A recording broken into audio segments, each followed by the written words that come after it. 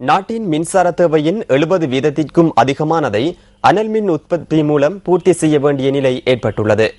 இந்த பின்புலத்தில் மின் கட்டணத்தை மீண்டும் அதிகரிப்பது தொடர்பில் கவனம் செலுத்த வேண்டியுள்ளதாக தேசிய மின் பாவனையாளர்கள் ஒன்றியம் தெரிவித்துள்ளது. நுரைச்சோலை, புதிய லட்சப்பான, கெனியன் மற்றும் கலனிதிசு ஆகிய மின் உற்பத்தி நிலையங்களின் ஒரு பகுதி தொடர்ந்தும் செயலிழந்து காணப்படுகின்றது.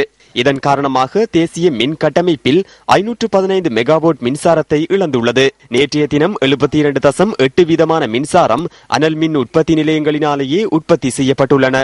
எஞ்சியவை நீர் மற்றும் காற்றினால் உற்பத்தி செய்யப்பட்டுள்ளன.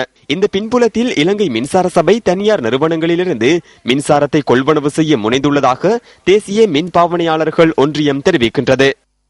பद्धதிයෙන් ඉවත් කර තිබූ දැවිතෙල් බලාගාර கட்டமைப்பிலிருந்து நீக்கியிருந்த 3 உராய்வு எண்ணெய் உற்பத்தி நிலையங்களை மீண்டும் இணைத்துக் கொள்வது தொடர்பில் இலங்கை மின்சார சபை கலந்துரையாடியுள்ளதாக எமக்கு அறிய கிடைத்துள்ளது.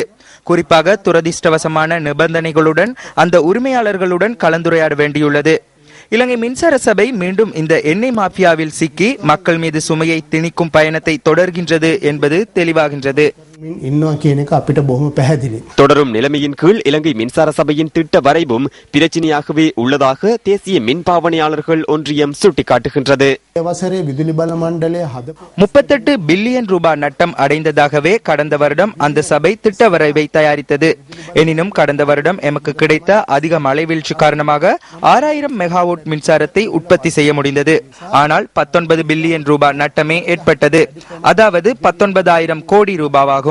பொய்யான திட்ட வரைவின் மூலம் பாவனையாளர்கள் மீது அதிக சுமையை சுமத்தவே இலங்கை மின்சார சபை கடந்த காலங்களில் முயற்சி செய்தது. පටවන්න තමයි විදුලි බල මණ්ඩලය පහුගිය කාලේ පුරාම උත්සාහ කළේ.